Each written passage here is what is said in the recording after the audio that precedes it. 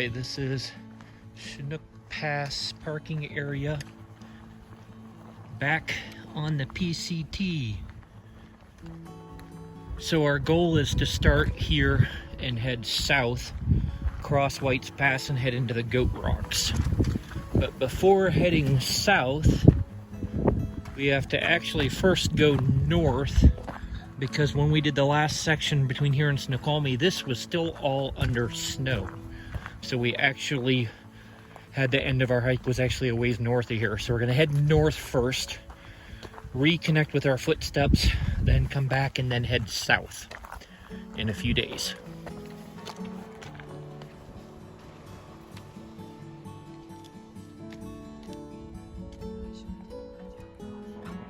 All right, so there's the trail.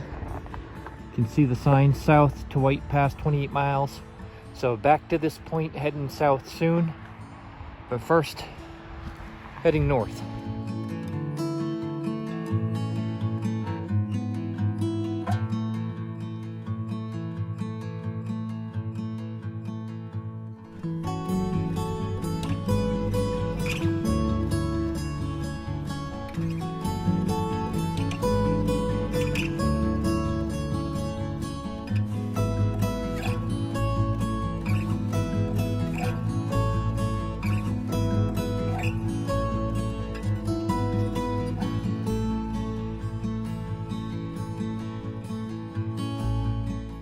We're at a beautiful lake here before we start the climb. We'll get water at this water source. I think it's about 8 miles to the next water source, so we'll probably have food and camel up on water and figure out how much we need to carry. And then I think we go up and over. See if you can see the trail coming along and climbing up through the saddle there, it looks like.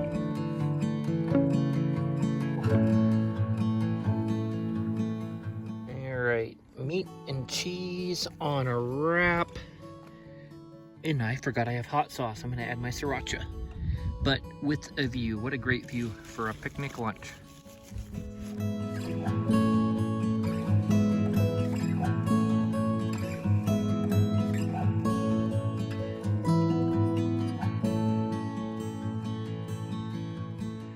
All right, down in there is where we had our lunch at the lake. Back there, let me zoom in a bit. It's where we started, and you can see the cars. But then, looking back to the south, see Mount Adams in the direction we'll be heading once we come back and head south. Gorgeous. All right, there's the trail heading up to the pass where we're heading. Back down at the lake where we were earlier. Fog way in the distance we saw this morning. As we come around, we still see Mount Adams up into the clouds in the distance. Absolutely beautiful.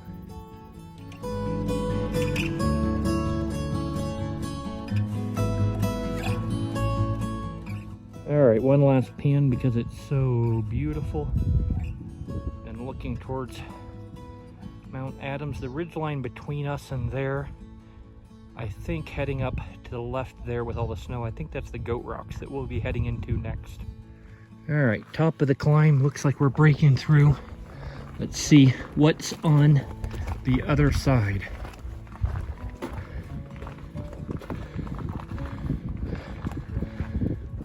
Looking east, that'd be Yakima down in that direction, I think.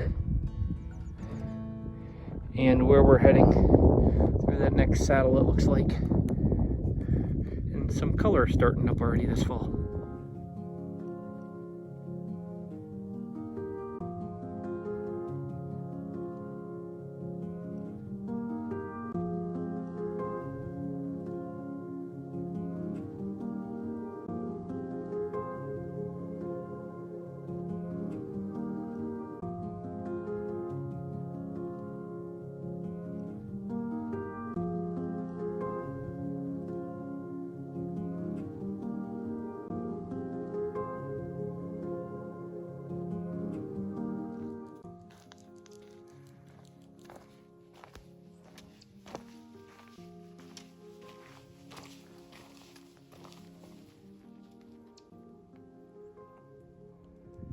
Alright, so we came from that gap at the far, towards the right third of the picture there on the skyline.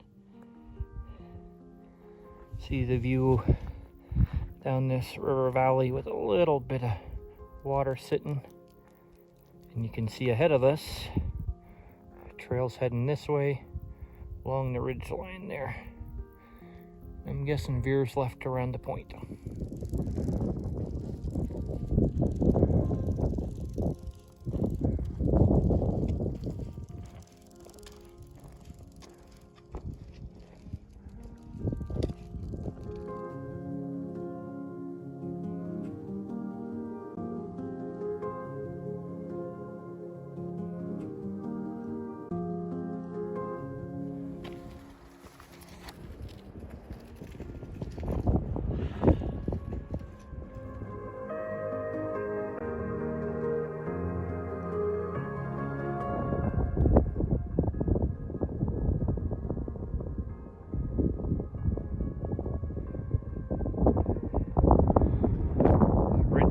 On top of, with views both ways. There's a ski area here they're working.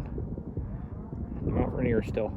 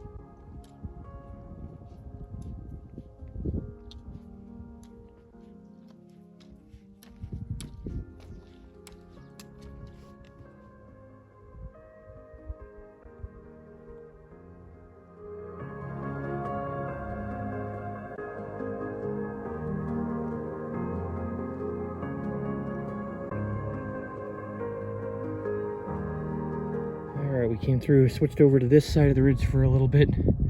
Through all the burned trees, you can see some pretty cool ridge lines and rocks. And came around the corner and looked back. Just a bit of a glimpse of Mount Rainier this morning looking back south. When you're doing the walk on the side of ridges, sometimes at the top, but usually just below the top, you'll see gaps like this. And I think I see the trail just cutting through it, switching from side to side, zigzagging back and forth perpetually. These rocks are really cool. And if I can get you a view here, one look back at Mount Rainier here before we cut through to the other side and lose sight of it. Amazing.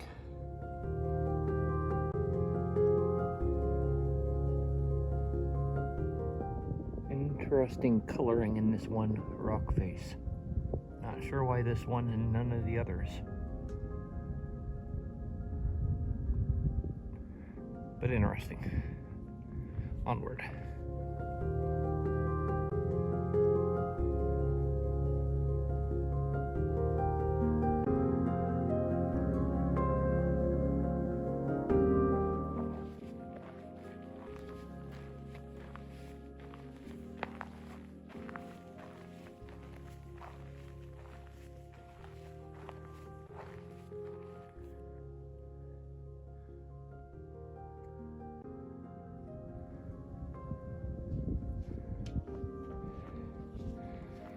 Well, we heard two different bull elk calling down in this valley below us. Haven't seen any yet. Way too thick to spot them very well, but pretty awesome to hear.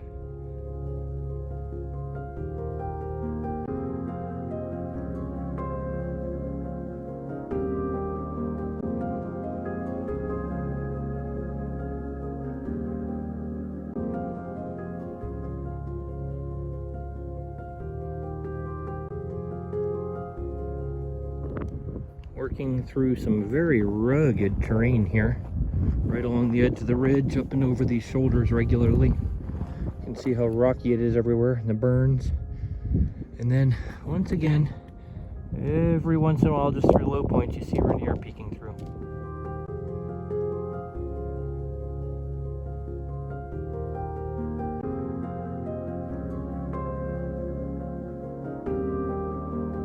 Alright, found a nice place for a picnic. Time to have lunch, get off our feet for a bit, because this is the view. Probably won't get a better shot of Rainier this trip.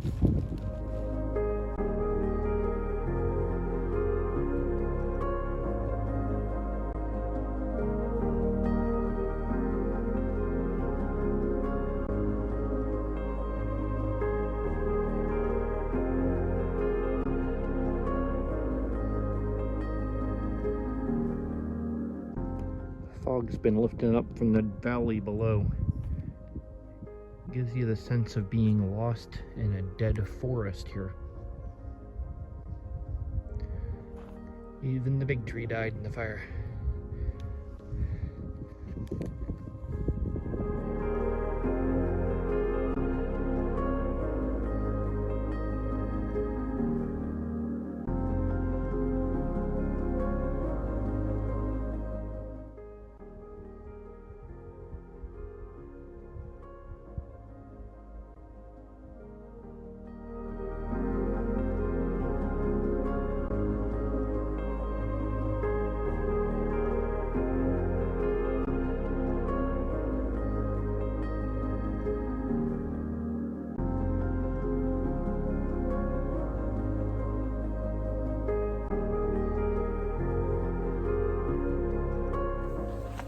Alright, made it out of camp.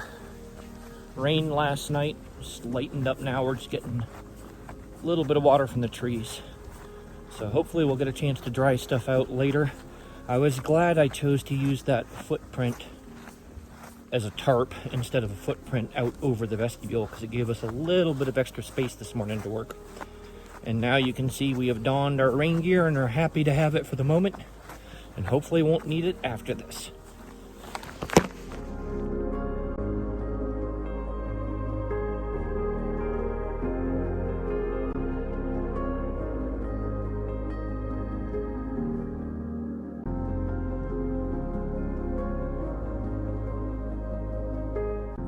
There's Mike's cabin and the meadow beyond it. I haven't heard of an outbreak this year, but virus outbreaks the last couple of years. I think we'll steer clear to be sure and head on. A couple miles further is the car. We wanted to push through last night to make it, but our feet were hurting, and after injuries last year, we decided not to push it. So, nice dry warm spot in spite of the rain. Now to the car, and then shuffle cars and start again.